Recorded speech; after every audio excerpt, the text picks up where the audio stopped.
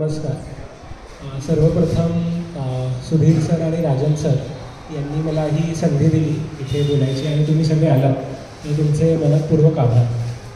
मी माझा परिचय पहिले तुम्हाला देतो आणि मला आज जे तुमच्यासमोर मांडायचं आहे ते फक्त सावरकर आणि सावरकरांचं कौतुक हे न मांडता सावरकरांनी केलेलं काम, त्यांचं कार्य आणि त्याच्यातून आपण शिकून आज आपला बदल कसा घडवू शकतो हा माझा एक मेन मुद्दा राहील. आणि जसं सरांनी माझं इंट्रोडक्शन दिला तसं मी कॉमर्स ग्रॅज्युएशन मुंबई विद्यापीठात केलं. चार्टर्ड फायनान्शियल ॲनालिस्ट प्रोग्राम असतो त्याचे काही लेवल्स कंप्लीट केले आहेत आणि गेले 5 वर्ष मी इथेच दादरमध्येच काम करतो. So me Ernst and young म्हणून मल्टीनॅशनल कंपनी आहे, बिग 4 ऑडिटिंग फर्म आहे. तर त्यात मी व्हॅल्युएशन, मॉडेलिंग आणि इकॉनॉमिक्स या फील्डमध्ये गेले मला 5 वर्ष एक्सपिरियन्स आहे. तर इन्व्हेस्टमेंट बँकिंग, व्हॅल्युएशन्स, डिलिजन्स, मॉडेलिंग या फायनान्शियल सर्व्हिसेस सेक्टरमध्ये माझं काम आहे. Apart from that me LinkedIn म्हणून एक सोशल मीडिया वेबसाईट आहे. आपण फेसबुक वापरतो, यूट्यूब वापरतो, तसंच प्रोफेशनलसाठी एक लिंक्डइन म्हणून सोशल मीडिया नेटवर्क आहे. तर तिथे पण मी ब्लॉग पोस्ट लिहितो. तर मी अराऊंड 400पेक्षा जास्त पोस्ट लिहिले आहेत आणि तिथे माझे 50,000 फॉलोअर्स आहेत. आणि विकेंडला 2 आहेत गोष्टी, म्हणजे एक तर विविध ठिकाणी जाऊन सावरकर किंवा सामाजिक गोष्टींवरती भाषण करणे हा एक मी छंद म्हणून किंवा देशसेवा म्हणून हा एक ॲक्टिव्हिटी करतो. आणि apart from that me trainings पण करतो. तर MS एक्सेल, ॲनालिटिक्स आणि मॉडेलिंग या विषयात माझी एक्सपर्टीज झाली आहे. तर त्यासाठी मी विविध स्कूल्स आणि कॉलेजेसमध्ये जाऊन त्याबद्दल ट्रेनिंग देतो. तर मी बरेचसे इंडियन इन्स्टिट्यूट ऑफ मॅनेजमेंट्स असतील, अहमदाबाद, बंगलोर, लखनौ किंवा IITs असतील, ISB असेल, मुंबई विद्यापीठ असेल, तर इथे वेगवेगळ्या ठिकाणी जाऊन मी त्याच्यावरती ट्रेनिंग पण देतो. अशा वेगवेगळ्या म्हणजे सावरकरांकडून मी एक प्रेरणा घेतली ती म्हणजे सावरकरांची पर्सनॅलिटी आपण म्हणू तर ती मल्टीफेसेटेड पर्सनॅलिटी होती, बहुरंग व्यक्तिमत्व होतं त्यांचं. तर सावरकरांकडून प्रेरणा घेऊन मी पण ठरवलं की एकच जॉब न करता आपण पण वेगवेगळ्या गोष्टी करायला पाहिजे. तर हा माझा परिचय झाला. आज माझ्यासोबत माझे वडील आणि माझे भाऊ पण आले आहेत. सो तर म्हणजे सावरकर मला कसे कळले, म्हणजे भाषणाची सुरुवात मी त्यापासूनच करतो. तर बघायला गेलं तर माझी 10वी 2013 साली झाली आणि मला सोशल स्टडीजमध्ये अराऊंड 98 मार्क्स होते. पण सोशल स्टडीजमध्ये मला 98 मार्क्स मिळून पण जर का तुम्ही मला 10वीच्या निकालाच्या दिवशी विचारलं असतं की सावरकर कोण, तर मी ह्याचं एकही वाक्य तुम्हाला सांगू शकलो नाही. कारण की मेन स्ट्रीम मीडिया आपण ज्याला म्हणतो, तर मेन स्ट्रीम मीडियामध्ये फक्त न्यूज चॅनल्स, प्रसारमाध्यमच नाही येतात, तर न्यूजपेपर्स पण येतात, टेक्स्टबुक्स पण येतात, जे आपण TV शोज बघतो ते पण येतात. तर कोणत्याच मेनस्ट्रीम मीडियामध्ये सावरकरांचं कधीच नाव आलं नाही. तर त्यामुळे भरपूर पिढी जी झाली आहे त्यांना सावरकर कोण हे माहितीच नाही. तर मेनस्ट्रीम मीडियाने एवढा सावरकरांचा तिरस्कार किंवा आपण म्हणू ब्लॅकलिस्टिंग की त्यांच्याबद्दल बोलायचंच नाही असं का केलं, तर ह्याचा आपल्याला एक अंदाज येईल माझं भाषण संपेपर्यंत. आणि प्लस जे सावरकरांचे मुद्दे आले असतील मेनस्ट्रीम मीडियात, तर ते म्हणजे त्यांनी मागितलेली माफी किंवा त्यांची उडी आणि एकदम गांधी हत्येत सावरकरांचा सहभाग होता की नाही. तर जाणीवपूर्वक जे पण मुद्दे आले त्या मुद्द्यात पण पूर्णपणे सावरकर आपल्यासमोर आलेले नाही. तर आता मी अराऊंड 30 to 45 मिनिट्स बोलेन आणि माझा एकच प्रयत्न असेल की सावरकरांचे पूर्ण एक अँगल, म्हणजे त्यांनी देशासाठी काय कार्य केलं, स्वातंत्र्य लढ्यात त्यांचं काय योगदान होतं त्याबद्दल मी तुम्हाला सांगेल. आणि इतर सशस्त्र क्रांतिकारक जे सावरकरांचे सहकारी होते त्याबद्दल मी तुम्हाला आज 30 ते 40 मिनिटात सांगायचा प्रयत्न करेन. तर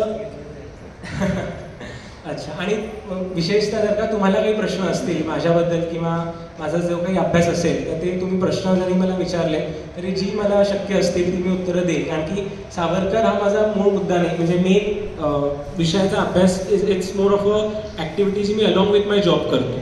सो 8 तास 10 तास मी Excel, modelling, finance, stocks, private equity ह्याच्याबद्दल बोलत असतो. पण जेव्हा पण मला वेळ मिळेल तेव्हा मी सावरकर चरित्र वाचायचा प्रयत्न करतो.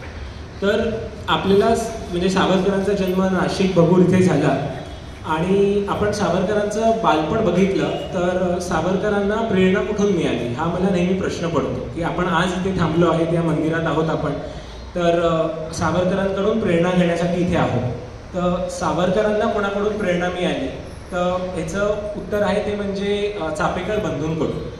तर जेव्हा चापेकर बंधूंनी रायांचा वध केला तर तेव्हा सावरकर 10-11 वर्षाचे होते आणि तेव्हा त्यांनी भवानी मातेसमोर त्यांनी ती संकल्पना घेतली की मारिता मारिता मरे तो झुंजे. तर मला सावरकर का आवडतात, कारण की त्यांच्या त्या संकल्पनेत पण बघा, मारिता मारिता मरे तो झुंजे, म्हणजे he is not saying die for the nation. Savarkar म्हणतात किल फॉर द नेशन. तर Savarkar's biography is about positivity, it's about action, it's not about sympathy. आपण सगळ्या सावरकर प्रेमींनी एक चूक केली ती म्हणजे सावरकरांसाठी आपण सिम्पथी मागितली, पण सावरकर चरित्र असं की त्याला सिम्पथी नको. तर आता सावरकरांना चापेकरांकडून प्रेरणा मिळाली, पण थोडं डायग्रेस करून चापेकरांनी रँडला का मारलं याबद्दल मी थोडा रिसर्च केला आणि त्याबद्दल मी तुम्हाला काही गोष्टी सांगेन. तर त्या काळी पण पुण्यात प्लेग आलेला आहे, अराउंड 1897 त्या काळाचं आहे, आणि आपण सगळ्यांनीच कोविड पाहिला आहे. तर बरेच वेळा असं मी पाठ्यपुस्तकातून वाचताना असं वाटलं की सरकारने ICS म्हणजे WC रँड यांचे इंडियन सिव्हिल सर्व्हिसेसमध्ये होते आणि त्यांची नियुक्ती केली. तर रँड हे चांगलंच काम करत होते, म्हणजे प्लेगमधून पुण्यातून प्लेग दूर गेला पाहिजे असं त्यांचं कार्यभाग होता. तर अशा व्यक्तीलाच गोळ्या का मारल्या आल्या, मला हा प्रश्न पडायचा. आणि तुम्ही आता बघाल बरेचशा लोकांना विचाराल तर त्यांनी असं इंटरप्रिटेशन केलं आहे की ते काय देवघरात म्हणजे बूट घालून जायचे म्हणून चापेकर शिकले आणि त्यांनी रँडचा वध केला. तर असा तो इतिहास हा मुद्दामून कॉन्व्होल्युटेड पद्धतीने लिहून आपल्यासमोर मांडला आणि आपल्याला माहिती नाही. पण जेव्हा मी शोध घ्यायचा प्रयत्न केला की रँडचा वध चापेकरांनी का केला, तर मला असं कळलं की जेव्हा प्लेग झाला, तर प्लेग होतो तेव्हा आपल्या मांडीत किंवा आपल्या इनर जॉईंट्समध्ये म्हणजे आर्मपिट्समध्ये गाठी निर्माण होतात, आणि तो प्लेग झालाय की नाही हे कसं कळणार, तर आपल्याला तिथे हात लावून बघावं लागतं की ती गाठ निर्माण झाली आहे की नाही.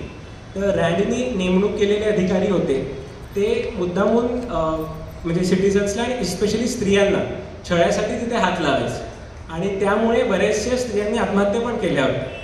तर हे सगळे म्हणजे आपण म्हणून विनयभंग एक प्रकारे स्त्रियांचा होत होता. अर्थात ते सरकारी अधिकारी तुमच्या घरात घुसणार, तुमच्या घरातला सगळा धिंगाणा काढणार, तुमचे जे म्हणजे काय म्हणतो आपण एक श्रद्धेचे स्थान असतील त्यांना पण रिस्पेक्ट देणार नाही, असे सगळे ॲक्टिव्हिटीज या WC रँडच्या चालू होते. आणि असं नाही आहे की त्याला जस्ट म्हणजे डायरेक्टली मारून टाकलं. तर सगळ्यात पहिले त्यांना निवेदनं केली चापेकरांनी की हे सगळं तुम्ही करताय थांबवा म्हणून. लोकमान्य टिळक त्यांनी लेख पण लिहिला की सरकारचे डोके ठिकाण्यावर आहे काय. सो एवढे सगळे निवेदनं केली, लेख लिहिला, तरी रँड ही वॉज म्हणजे त्याला. आणि आज पण आपण ते बघतो, आपण आपले सगळे IAS अधिकारी बघू किंवा IPS अधिकारी बघू, they are not directly accountable to citizens, right. आपण त्यांना निवडून देत नाही, आपण त्यांना नोकरीवरून काढू पण शकत नाही. तर काहीच तुम्ही US सिस्टीम बघितली तर US मध्ये आपल्या इथे सुप्रिटेंडंट ऑफ पोलीस असतो किंवा पोलीस कमिशनर असतो, तर त्याला US मध्ये शेरीफ म्हणतात. आता तो शेरीफ, प्रत्येक जिल्ह्याचा शेरीफ तिकडचे जिल्ह्यातले नागरिक त्यांना निवडून देतात. तर भारतात महाराष्ट्रात 36 जिल्हे आहेत, तर 36 जिल्ह्यांचा जो शेरीफ असेल तो प्रत्येक जिल्ह्यातले लोक निवडून देतात, आणि दर 4 वर्षांनी त्याच्या निवडणुका होतात आणि त्याला नोकरीवरून ते कधीही काढू शकतात US मधले लोक. म्हणून तिकडचे जे ऑफिसर्स आहेत ते सिटिझन्सला अकाउंटेबल आहेत.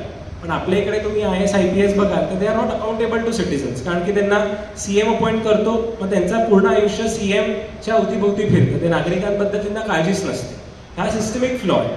तर तोच फ्लॉ त्या काळी पण होता 1897 मध्ये, आणि रँडला निवेदनं केली, हे केली, तरी तो काय ऐकेना. म्हणून मग चापेकर बंधूंनी निर्णय घेतला की रँडचा वध करावा आणि त्यांनी त्यांना मारलं. अजून एक आपल्याला क्रांतिकारांबद्दल असं वाटतं की त्यांनी नुसते मारले आणि ते हुतात्म्य झाले, शहीद झाले, पण तसं नाही. तर चापेकर बंधू भरपूर स्मार्ट होते. त्यांनी रँडला मारलं आणि 3 महिने रँडला कोणी मारलं हे कळलंच नाही. तर 3 महिने ब्रिटिश सरकार त्यांनी एक ऑफिसर अपॉइंट केलेला हेनरी ब्रुईन म्हणून, तो इन्व्हेस्टिगेशन करत होता की म्हणजे रँडला कोणी मारलं, पण 3 महिने त्यांना कळतच नव्हतं. तर द्रविड बंधू म्हणून होते, तर सरकारने एक बक्षीस पण नेमलेलं, त्या बक्षिसाकरता त्यांनी माहिती दिली. ते द्रविड बंधू चापेकरांचे सहकारी होते, आणि त्याच्यातून असं कळलं की चापेकरांनी हे कार्य केलं आहे. आणि मग एकाच कुटुंबातून 3 भाऊ, या तिघांनाही फासावरती झाली. पण आपण जे म्हणतो सूड भावना किंवा रिव्हेंज किंवा एक न्याय करण्याची वृत्ती तेव्हा पण होती. तर द्रविड बंधूंमुळे चापेकर फासावरती गेले हे चापेकरांचा सगळ्यात लहान भाऊ आणि वासुदेव रानडे यांना कळलं, आणि त्यांनी पहिले जाऊन द्रविड बंधूंना मारलं आणि नंतर ते अटक होऊन Vasudev Ranade along with Chapekar brothers या 4घांना फाशी झाली. तर मी न्याय करेल, मी जस्टिस देईल, ती भावना त्या काळी त्या नागरिकांमध्ये होती. पण अनफॉर्च्युनेटली याला पण समाज बघितला तर न्याय करण्याची जी वृत्ती आहे ती कमी कमी होत चालली आहे. तर हे चापेकरांचं म्हणजे 1897 अराउंड रँडचं असॅसिनेशन झालं आणि चापेकरांकडून प्रेरणा सावरकरांना मिळाली. तर त्यांचं बलिदान वेळ न घेता एक क्रांतिकारकांमुळे दुसऱ्या क्रांतिकारकाला प्रेरणा मिळते. तर तशी प्रेरणा सावरकरांना मिळाली. आणि चापेकरांच्या मागे कोण होतं, तर चापेकरांच्या मागे जे होते ते लोकमान्य टिळक होते. तर लोकमान्य टिळकांनी चापेकरांना मार्गदर्शन दिलेलं. तर फर्स्ट पॉलिटिकल असॅसिनेशन आपण जे म्हणू, जे भारतीय ह्याच्यावरती झालं ऑन इंडियन सॉइल, ते चापेकरांनी आणि महाराष्ट्रात केलं आहे. पण आज दुर्दैव असं की आपण महाराष्ट्राच्या बाहेर गेलो तर चापेकर कोण हे लोकांना माहितीच नाही. तर हा इतिहासच आपण आपल्या लोकांपर्यंत माहिती नाही, ही आपली प्रेरणास्थानच उरली. तर सावरकरांचं पूर्ण बालपण नाशकात गेलं आणि नंतर ते सावरकर म्हणजे फर्ग्युसन महाविद्यालयात शिकायला आले. तर फर्ग्युसन महाविद्यालयात शिकायला आल्यानंतर तिथे आज आपण जी आरती म्हणतो जय जय शिवराया, तर ती आरती पण सावरकरांनी फर्ग्युसन महाविद्यालयात लिहिली होती. म्हणजे लहानपणापासूनच आपण एक अँगल बघितला तर एक कवी सावरकर आपल्याला लहानपणापासूनच दिसायला येतो. पुण्यात आल्यानंतर सावरकरांची भेट लोकमान्य टिळकांशी झाली आणि ते एकमेकांच्या संपर्कात होते. म्हणजे सावरकरांनी त्यांचे मानलेले 3 गुरु कोणी असतील त्यांच्या चरित्रातले, ते एक लोकमान्य टिळक होते, दुसरे छत्रपती शिवाजी महाराज होते आणि तिसरे राम आणि कृष्ण होते. म्हणजे तुम्ही सावरकर चरित्र कोणतेही वाचा तर प्रत्येक ओळीत किंवा प्रत्येक चॅप्टरमध्ये तुम्हाला रामाचे आणि कृष्णाचे रेफरन्सेस दिसतील. तर हे सावरकरांचे गुरु होते. तर पुण्यात आल्यानंतर सगळ्यात पहिले विदेशी कपड्यांची होळी जी झाली ती पुण्यात स्वातंत्र्यवीर सावरकरांनी केली आणि नाशिकात सावरकरांचे मोठे बंधू म्हणजे बाबाराव सावरकर त्यांनी केली. तर विदेशी कपड्यांची होळी का केली आणि आज त्याचा रेलेव्हन्स काय आपण हे बघितलं. तर आज आपण बघितलं तर फॉरेन डिरेक्ट इन्व्हेस्टमेंट असेल किंवा मेक इन इंडिया, त्याचंच एक नवीन नाव सरकारने त्याला दिलं आहे. पण आपली बहुतांशी इकॉनॉमी ही US आणि UK मधले जे इलिट असतील किंवा मल्टीनॅशनल कंपनीज असतील त्यांना आपली ती विकल्या गेली आहे. म्हणजे आपण तुम्ही डे टू डे आपण पूर्ण ॲक्टिव्हिटी बघा, आपण व्हॉट्सॲप वापरतो ही विदेशी कंपनी आहे, आपण उबरनी येतो ही विदेशी कंपनी आहे. तर म्हणजे जे डोमेस्टिक कंपनीज असतील त्यांना वाव मिळावा किंवा त्यांचा धंदा वाढावा अशा सध्याच्या सिस्टीम्सच नाहीत. आपली पूर्णपणे इकॉनॉमी ही आपण म्हणू मल्टीनॅशनल कंपन्यांना विकल्या गेली आहे. पण आपल्या म्हणजे भांडवल जे असेल ते देशी असावं आणि देशी उद्योजकाला वाव मिळावा, तर त्यासाठी विदेशी कपड्यांचा आणि विदेशी गोष्टींचा बहिष्कार सावरकरांनी केला आहे आणि त्यामुळे ती होळी केली आहे. तर पहिली विदेशी कपड्यांची होळी भरपूर लोकांनी केली, नंतर मोहनदास गांधींनी पण केली, पण पहिली जी होळी की होती ती सावरकरांनी केली. आणि ती होळी केली म्हणून सावरकरांना त्यांचं जे हॉस्टेल होतं फर्ग्युसन कॉलेजचं त्या हॉस्टेलमधून काढण्यात आलं. तर लोकमान्य जे रँगलर परांजपे होते त्या काळचे जे कॉलेजचे चेअरमॅन म्हणा अध्यक्ष म्हणा, तर त्यांनी सावरकरांना काढलं. तर त्यांच्या विरोधात पण लोकमान्य टिळकांनी लेख लिहिला की हे आमचे गुरुच नव्हे. म्हणजे जो लोकमान्य टिळकांनी काही पॉलिटिकली कन्व्हिनियंट स्टँड घेतला नाही. म्हणजे जेव्हा टीका करायची तेव्हा टीका पण केली. आज आपण बघतो बरेचसे लोक टीका करत नाही, पण टीका करणं किंवा क्रिटिकली एखादी गोष्ट मांडणं हे पण आपलंच कर्तव्य आहे. तर हे आमचे गुरुच नव्हे म्हणून असा लोकमान्य टिळकांनी त्या काळी लेख लिहिला. आणि हे सगळे एकंदरीत सावरकरांचे ॲक्टिव्हिटीज चालू होते, लोकमान्य टिळकांच्या संपर्कात होते. आणि त्याच्यानंतर असं त्यांना वाटलं की देशात राहून देशाचं स्वातंत्र्य लढा देणं थोडं कठीण होतं. म्हणून सावरकरांनी असा निर्णय घेतला की मी देशाबाहेर जाऊन तिकडची मदत घेऊन स्वातंत्र्य लढा करेन. आणि Savarkar was absolutely clear from day one. म्हणजे सावरकरांना सशस्त्र क्रांतीच करायची आहे हे त्यांना 100% माहिती होतं आणि सशस्त्र क्रांतीनेच आपल्याला स्वराज्य मिळेल हेही सावरकरांना माहिती होतं. आणि यांची अर्थात प्रेरणास्थान आपण बघितलं की कृष्ण असतील किंवा राम असतील, तर प्रभू राम आणि कृष्ण त्यांनी पण शस्त्राच्याच द्वारे जो न्याय करायचा होता तो केला. म्हणून सावरकर लोकमान्य टिळकांनी त्यांना रेकमेंडेशन दिलं आणि त्या काळी लंडनमध्ये 1905 साली श्यामजी कृष्ण वर्मा म्हणून होते, मॅडम कामा होत्या, त्यांनी इंडिया हाऊसची स्थापना लंडनमध्ये केलेली. तर सावरकर इथून पुण्यातून लंडनला पुढच्या शिक्षणासाठी गेलेले, पण त्यांच्या मनात अजून एक ध्येय होतं ते म्हणजे भारताबाहेर राहून सशस्त्र क्रांती आपल्याला कशी करता येईल ते कळलं. तर इंडिया हाऊसमध्येच सावरकर गेले. त्या अगोदर सावरकरांचं लग्न पण झालेलं, त्यांना एक लहान बाळ पण होतं, त्याचं नाव प्रभास. तर ते सगळं म्हणजे लग्न होऊन बायको इथे आहे, पण मी देशासाठी लढाईसाठी मी तिथे लंडनला जातो आहे आणि लंडनला जाऊन मी देशासाठी स्वातंत्र्य लढा देणार आहे हे करतो आहे. म्हणजे सावरकरांचा जो त्याग होता तो एक वेगळ्याच लेवलला होता, कारण की लंडनला जाऊन सावरकर बॅरिस्टर पण झाले. तर त्या काळात जर का त्यांनी असा विचार केला असता की मी बॅरिस्टर झालो, आता माझी प्रॅक्टिस चालू करेल, तर आणि आपण त्यांच्या कविता वाचल्या, त्यांचे लेख वाचले, तर त्यांची एफिशियन्सी आणि त्यांच्या बुद्धीची डेप्थ पण आपल्याला कळते. तर तो एक मार्ग त्यांच्याकडे प्रचंड उपलब्ध होता की मी या सगळ्या गोष्टी स्वातंत्र्याला सोडून देईल आणि माझी प्रॅक्टिस करेल आणि मला स्वातंत्र्यानंतर कोणतं पद मिळेल हे मी माझं बघेन. पण त्या सगळ्यावरती त्यांनी बहिष्कार टाकून इंडिया हाऊसमध्ये जे वेगवेगळे तरुण असतील त्यांना प्रेरणा देण्याचं काम करणं हे चालू केलं. तर मेन 3 गोष्टी सावरकरांनी लंडनमध्ये केल्या. ते म्हणजे 1857चं स्वातंत्र्य समर. तर त्याला म्हणजे ब्रिटिश सरकारने त्याला म्युटिनी असं नाव दिलं, बंड असं नाव दिलं. पण तात्यांनी पूर्ण लंडनमध्ये गेले, तिकडच्या लायब्ररीजमध्ये जाऊन अभ्यास केला आणि तिथे त्यांनी 1857चं स्वातंत्र्य समर हे पुस्तक लिहून काढलं. आता ब्रिटिश सरकारला पूर्णपणे सावरकर किती डेंजरस आहे, म्हणजे त्यांचा बिल्ला जो होता अंदमानाचा त्याच्यावरती पण त्यांनी डी लिहिलेलं, तर किती डेंजरस आहे त्यांना माहिती होतं. म्हणून ते लिहिलेलं पुस्तक आहे ते म्हणजे बिफोर पब्लिकेशन, प्रकाशनाच्याच पूर्वी त्याच्यावरती बंदी घातली. ते पुस्तक भारतात आलं, मग भारतात ते प्रकाशित होऊ शकलं नाही, तर ते हॉलंडला गेले आणि हॉलंडला जाऊन ते प्रकाशन झालं. तर लंडनला राहून पूर्ण जगभर जे जे स्वातंत्र्यासाठी जे जे देशभक्त आहेत, जे जे क्रांतिकारक आहेत, त्यांचं पूर्ण एक नेटवर्क सावरकरांनी लंडनला जाऊन तिथे एक निर्माण केलं.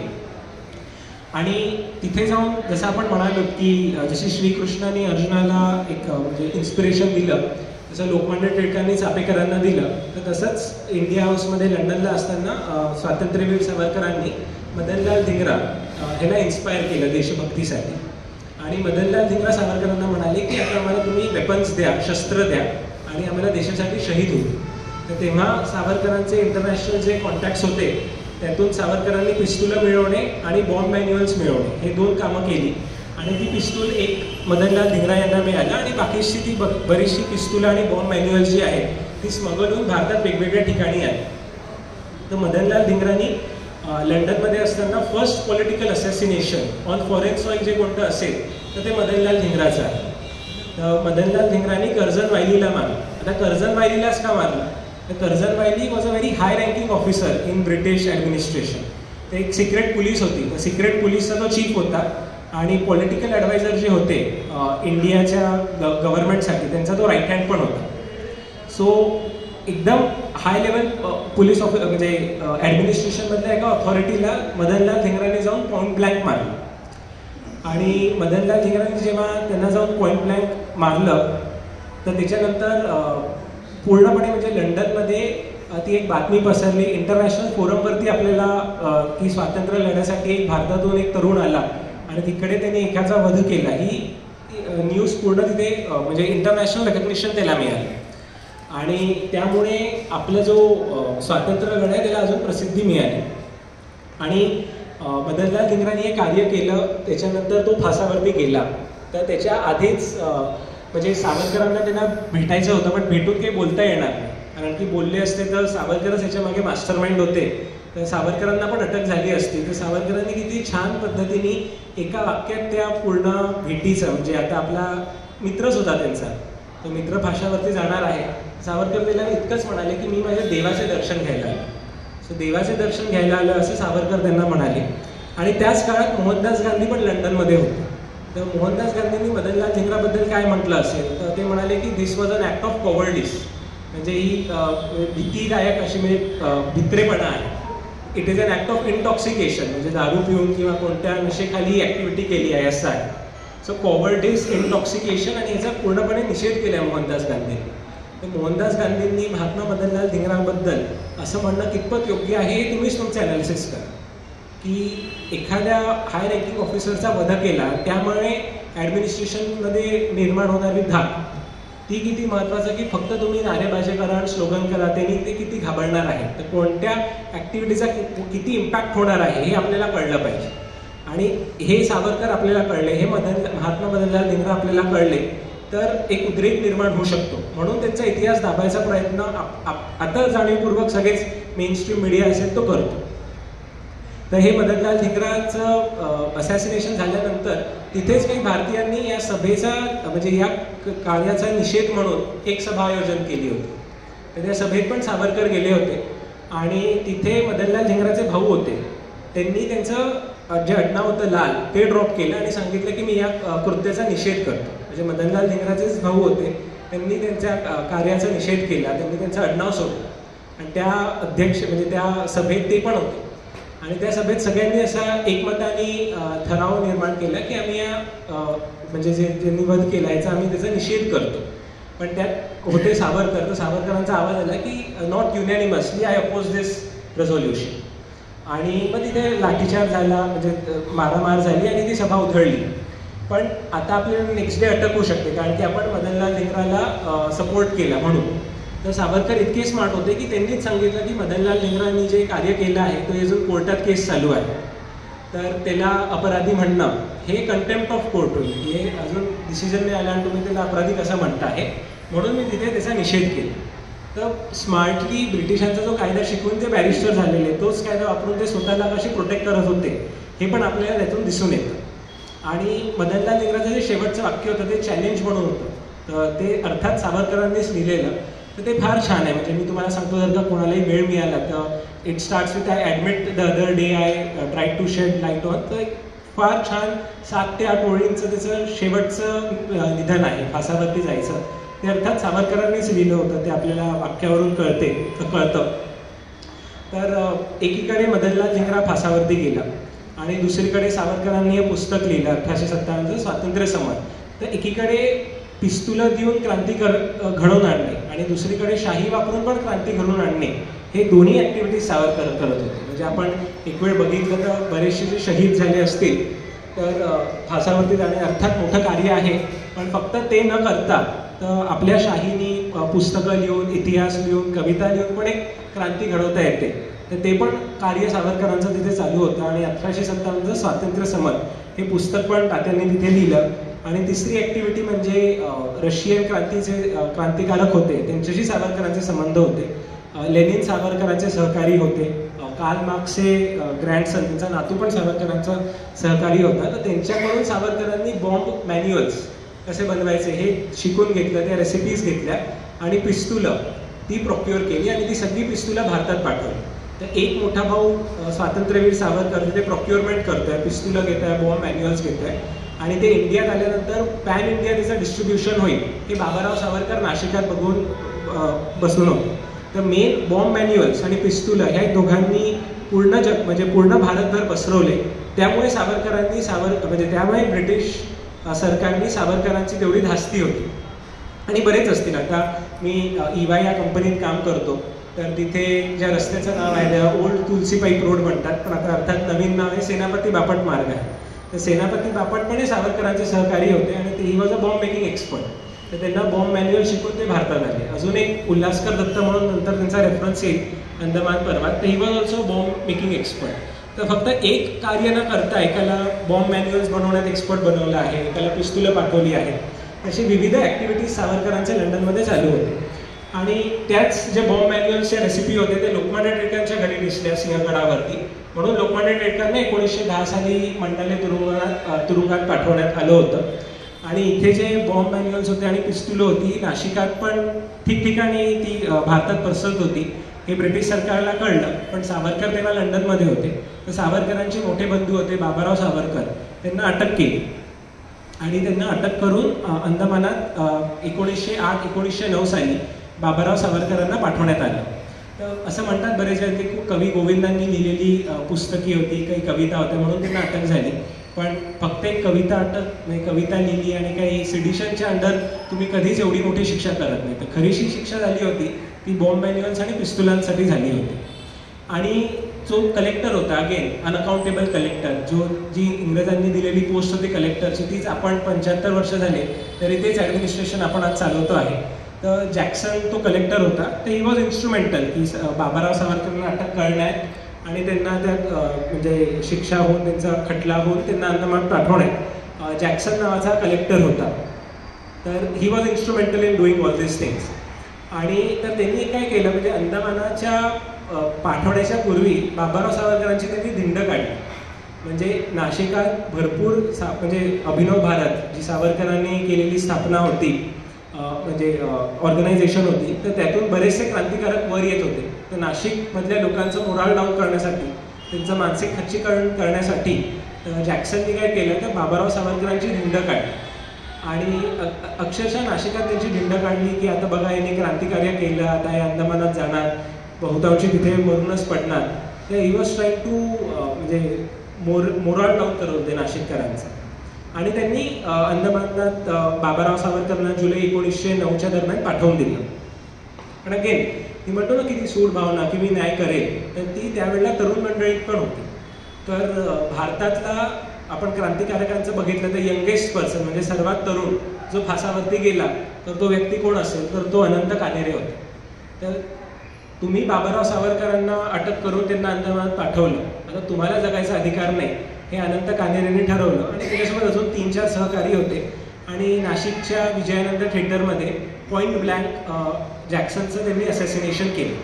म्हणजे फक्त बघा, एक बाबाराव सावरकरांना अटक करून तुम्ही अंदमानात पाठवलं तर तुमचा कलेक्टर, म्हणजे आज पण कलेक्टर ही मोठी पोझिशन मानतो, तर त्या काळी ती अजून मोठी होती, त्याचं असॅसिनेशन झालं. आणि पोलीस चीफ जो होता कर्जन वायली, त्याचं लंडनमध्ये असॅसिनेशन झालं. म्हणजे फक्त बाबाराव सावरकरांना तुम्ही अंदमानात पाठवले तर 2 पॉलिटिकल असॅसिनेशन होत होती. म्हणून ब्रिटिश सरकारने सावरकरांना कधी हात नाही लावला. तर का सावरकरांचा वध केला असता ते म्हणजे मोर दॅन 100 असं माझं ॲनालिसिस आहे की एक पॉलिटिकल असॅसिनेशन विविध ठिकाणी झाली असते, एक उद्रोह झाला असता आणि तो उद्रेक कंट्रोल करणं फार डिफिकल्ट झालं असतं. म्हणून आपल्याला असं कोणाला प्रश्न वाटू शकतो की अरे सावरकर एवढे डेंजरस होते तर त्यांना फासावरती का नाही पाठवलं. व्हेरी लॉजिकल प्रश्न आहे. पण फासावरती नाही पाठवलं कारण की एक बाबाराव सावरकरांसाठी 2 लोकांना जीव गमवावा लागला असता. त्यात तात्याराव सावरकरांचे ते इंटरनॅशनल कनेक्शन्स पण होते, मी सांगितलं लेनिन वगैरे हे सगळे त्यांच्या संपर्कात होते. एक उद्रेक निर्माण झाला असता आणि कोणत्याही प्रकारचा उद्रेक कोणत्याच सरकारला मॅनेज करणं खूप डिफिकल्ट झालं. जर भले ते जिंकले असतील तरी त्यांचा जो ॲडमिनिस्ट्रेटिव्ह लॉस होतो तो लॉस त्यांना रिकूप करणे खूप डिफिकल्ट होतं. तर त्यामुळे सावरकरांना कधी हात लावला नाही. तर हे सगळं दमनचक्र चालू असताना सावरकर लंडनमधून पॅरिसला गेले आणि मॅडम कामाच्या ते सावरकरांचे सहकारीच होते, तर ते फ्रान्सला राहत होते. पण अगेन म्हणजे सावरकरांची अकाउंटेबिलिटी किती हाय होती बघा towards the citizens of the country. आणि बाकीचे सशस्त्र क्रांतिकारक असतील तर ते फ्रान्समध्ये पॉलिटिकल असायलम घेऊ शकले असते आणि आयुष्यभर फ्रान्समध्ये राहू शकले असते. म्हणजे जर का त्यांना माफीच मागायची होती तर ते आयुष्यभर फ्रान्समध्ये राहिले असते, त्यांना कोणी काही म्हटलंही नसतं आणि तिथून जे जमेल ते कार्य त्यांनी केलं असतं. पण तसं न करता माझे क्रांतिकारक, माझा मोठा भाऊ अंदमानला गेला आहे तर मी इथे राहणं योग्य नाही. तर हे सावरकरांनी रिअलाईज केलं आणि पूर्णपणे माहिती होतं तुम्ही लंडनला पाऊल ठेवताच मला अटक होईल हे सावरकरांना पूर्णपणे माहिती होतं. तरी सावरकर फ्रान्समधून लंडनला आले. सावरकरांवरती खटला झाला. त्यांना 2 जन्मठेपेच्या शिक्षा, ते अर्थात लंडनमध्ये खटला झाला असता तर ते देणं शक्य नव्हतं. म्हणून तो खटला लंडनमध्ये न चालता तो भारतात चालला पाहिजे हा पूर्णपणे प्रयत्न ब्रिटिश सरकारांनी केला आणि तो यशस्वी ठरले. म्हणून सावरकरांना ते लंडनवरून भारतात आणण्याची प्रयत्न म्हणजे जहाजाने त्यांना पाठवत होते. आणि तेव्हाच जी मार्सेलिसला मारलेली उडी आहे तर ती बोट जाणार होती. तर अर्थात सावरकरांना अटक झालेली तर ते कैद्याच्या वेशेत होते आणि मार्सेलिसला संध्याकाळी 5 वाजता ती बोट तिथे बांधली होती. आणि त्यांचं इंटरनॅशनल नेटवर्कच बघा की मॅडम कामांना सांगून ठेवलेलं की असं काही होऊ शकतं तर तुम्ही या. पण त्यांना थोडा वेळ उशीर झाला यायला, म्हणून सावरकरांची ती उडी फसली असं जनरली आपल्याला वाटतं. पण सावरकरांनी जेव्हा ती उडी मारली तेव्हा ते जास्त बोले नाही, 100-1 मीटर बोले असतील आणि फ्रेंच भूमीवरती त्यांनी पाऊल ठेवलं आहे. पण मेन म्हणजे सकाळी 5 वाजता त्यांनी ती पहाटे समुद्रात अननोन ठिकाणी फ्रान्स बघितले नव्हतं उडी मारणं आणि उडी मारल्यानंतर ते टाळ्या नव्हते वाजवत ब्रिटिशांचे सोल्जर्स, तेव्हा शूटिंग गनसाठी बुलेट्स मारत होते. ते बुलेट्स मारून ते फ्रेंच भूमीवरती पाऊल ठेवला आणि नंतर त्यांना अटक झाली. आणि त्या सगळ्या काळात तेव्हा त्यांना परत अटक झाली, ते आता त्यांना कळलं होतं की आपल्याला इथे परत अटक झाली, भारतात जाणार आणि फाशीची किंवा एक कठोर शिक्षाच होणार हे त्यांना माहिती होतं. तर त्या काळात आपलं मनोबल टिकवण्यासाठी, म्हणजे सावरकर पण शेवटी माणूसच होते, त्यांचं वय वर्ष 27 होतं जेव्हा त्यांनी उडी मारली. इथे बायको आहे, त्यांचा लहान मुलगा होता, ते लंडनमध्ये असताना तो वारला होता, त्याचं निधन झालं होतं. तर आपलं मनोबल मी कसं टिकवून ठेवू, तर यासाठी सावरकरांनी ती कविता लिहिली होती की अनादि मी अनंत मी अवध्य मी भला मारिल रिपू कवती असा कवण जन्माई. तर आपलं मनोबल म्हणजे माझी मेंटल स्ट्रेंथ जोपर्यंत माझं कार्य संपूर्ण होत नाही तोपर्यंत ती मेंटेन ठेवणं ही माझीच जबाबदारी आहे. तर ते काव्यातून त्यांनी पुढे आणलं. म्हणजे एकच माणूस आहे, तो एकीकडे म्हणजे वहिनीला लिहायला सांत्वन पत्र लिहितोय, एकीकडे कविता करतोय, एकीकडे इतिहासावरती पुस्तक लिहितो आहे, एकीकडे बॉम्ब मॅन्युअल्स पाठवतो आहे, एकीकडे जागरूकता निर्माण करतोय. म्हणजे किती विविध पैलू सावरकर लंडनमध्ये राहून करत होते ते आपल्याला कळतं. तर फ्रेंचवरती त्यांना अटक झाली. पीटर आणि पार्कर हे 2 फ्रेंच पोलीस होते जे सावरकरांना त्यांनी परत अटक केली आणि ते बोटीत आणत होते.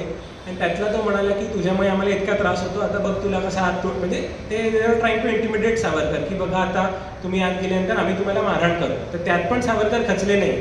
सावरकर म्हणाले की तुम्ही मला मारहाण करा पण माझ्यासोबत मी एकाला घेऊन जाईल, हे मी एन्श्योर करेन. म्हणजे एवढ्या सगळ्या प्रसंगातही मी माझा मनोबल खचू देणार नाही आणि मारिता मारिता मरे तो झुंजेल. म्हणजे भले मी मरेल पण मी माझ्यासोबत एकाला घेऊन जाईल. ही जी फायटिंग स्पिरिट आहे ही फायटिंग स्पिरिट आपल्याला सावरकर चरित्रातून कळते.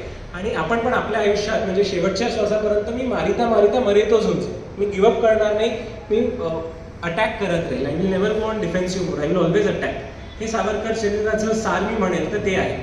तिथून भारतात त्यांच्यावरती खटला चालला. आपल्या सगळ्यांनाच माहिती आहे की 2 जन्मठेपेची शिक्षा झाली. म्हणजे 25 वर्षाची 2 जन्मठेपेच्या शिक्षा 1910 साली सावरकरांना झाली. आता इथे आपल्याला एक येतो म्हणजे इतिहासाचा अभ्यास करताना आपल्याला 2 प्रकारचे एव्हिडन्सेस असतात. एक म्हणजे डिरेक्ट एव्हिडन्स की ही गोष्ट अशी झाली आणि दुसरा सर्कमस्टॅन्शियल एव्हिडन्स की जे एक आपण लॉजिकल ॲनालिसिस म्हणू असं. तर तुम्ही सगळ्या क्रांतिकारकांचे तुम्ही ॲनालिसिस करा. अर्थात वल्लभभाई पटेल असतील, यांचा जन्म वीर सावरकरांच्या आधी झाला. 1875चा जन्म आहे. सावरकरांचा जन्म 1883चा आहे. तर पूर्ण क्रांतिकारकांची तुम्ही लिस्ट काढून बघा तर 3-4च एकदम सगळ्यात मोठी शिक्षा म्हणजे ती फाशी, ती म्हणजे मदनलाल धिंग्राला झाली, अनंत कान्हेरेला झाली, भगतसिंगांना झाली असेल. आणि दुसरी सगळ्यात कठोर शिक्षा ती म्हणजे जन्मठेप अंदमान. तर ती पण फक्त बाबाराव सावरकर आणि तात्याराव सावरकर यांना झाली. आणि लोकमान्य टिळक, ते अर्थात पॉप्युलर होते टिळक, त्यांना अंदमानला पाठवणं शक्य झालं नसतं म्हणून त्यांना मंडालेला पाठवलं. तर ज्या कठोर शिक्षा झाल्या त्या एक तर फाशीची शिक्षा असेल किंवा अंदमान किंवा मंडाले तुरुंगाची शिक्षा असेल. तर ही फक्त लोकमान्य टिळकांनाच झाली, ही फक्त बाबाराव सावरकरांना झाली, ही फक्त स्वातंत्र्यवीर सावरकरांना झाली. अशी कठोर शिक्षा जवाहरलाल नेहरू, वल्लभभाई पटेल, मोहनदास गांधींना का झाली नाही हा प्रश्न आपण विचारायला पाहिजे. दिस इज सर्कमस्टॅन्शियल एव्हिडन्स. हे बघा, डिरेक्ट एव्हिडन्स कोणीच लिहून ठेवणार नाही. इतिहास हा नेहमी जो जिंकतो हाच इतिहास लिहून ठेवतो. तर तो डिरेक्ट एव्हिडन्सेस सगळे डिस्ट्रॉय करेल पण सर्कमस्टॅन्शियल एव्हिडन्स तुम्ही डिस्ट्रॉय करू शकत नाही. तर हा लॉजिकल प्रश्न तुम्हीच विचारा. म्हणजे आज आपण स्टॅच्यू ऑफ युनिटी बांधलं, no doubt about it's a good achievement, but Veer सावरकरांची झालेली कठोर शिक्षा ही बाकी क्रांतिकारकांना का नाही झाली हा विचार आपण करायला पाहिजे. मग अर्थातच 1910 साली सावरकरांना अंदमानात पाठवण्यात आलं. अंदमान पर्वाबद्दल मी जास्त बोलणार नाही कारण की again like you know sympathy for Savarkar. पण मी गेलो आहे म्हणजे मागच्या 2 वर्षापूर्वी मी आई वडिलांना नागाला घेऊन अंदमानला गेलो आहे. तर मी सगळ्यांना असे रिक्वेस्ट करेल की म्हणजे it's no doubt a good tourist spots, तिथे भरपूर बीचेस आहेत, पण एक सेल्युलर जेलला पण तुम्ही भेट देऊन या. म्हणजे आज आपण तर विमानाने जातो पटकन, त्या काळी बोटीने गेले, तिथे पूर्ण जेल बांधलं. आणि अंदमानात फक्त काही पॉलिटिकल प्रिझनर्सच होते सावरकरांसारखे अशातले भाग नाही, ज्यांनी दरोडे केले आहेत, बलात्कार केले आहेत, चोऱ्या केल्या आहेत, असे सगळे हिडियस क्राईम्स जे म्हणतो ज्यांना पण कठोरातली कठोर शिक्षा होईल त्यावेळेच्या IPC नुसार ते सगळे लोक पण अंदमानात होते. तर 1910 साली सावरकर गेले आणि 1923 साली सावरकरांना अंदमानातून सोडला आहे आणि बाबाराव सावरकरांना पण सोडले. तर 13 वर्ष अंदमानासारखी कठोर कारावास हा बाबाराव सावरकर आणि स्वातंत्र्यवीर सावरकर फक्त याच 2 कैद्यांना झाले. खरं तर तिथे नियम होता असा की 5 वर्ष तुम्ही अंदमानाच्या कारागृहात राहिलात की तुम्ही तुमच्या फॅमिली मेंबर्सला बोलवू शकता आणि अंदमानातच तुम्ही सेटल डाऊन होऊ शकता, असे त्यावेळेचा प्रोटोकॉल होता. पण तो प्रोटोकॉल पण सावरकरांच्या बाबतीत पाळला नाही. तर सावरकरांनी माफी मागितली नाही मागितली हा मुद्दाच नाही. माझा मुद्दा हा आहे की सावरकरांनी माफी मागितली. मी सावरकर प्रेमी असून हे विधान करतो आहे, पण त्याच्यामागचं सर्कमस्टॅन्शियल एव्हिडन्स समजून घ्या की 13 वर्षाची कठोर शिक्षा सावरकर बंधू सोडले तर एकाही क्रांतिकारकाला झाली नाही. तर ती का झाली नाही आहे हे तुम्ही समजून घ्या. आणि दुसरं म्हणजे सावरकरांनी पत्र पाठवले असतील तरी सावरकरांना सोडलं आहे का, तर 1937 पर्यंत 37 सालापर्यंत सावरकरांना सोडलंच नाही. म्हणजे पत्र जर का पाठवली असती आणि खरं ते बॅकफूटवरती गेले असते तर त्यांना लगेच सोडलं असतं. पण तसं झालं नाही. 13 वर्ष पत्र पाठवूनही त्यांना तिथे ठेवण्यात आलं.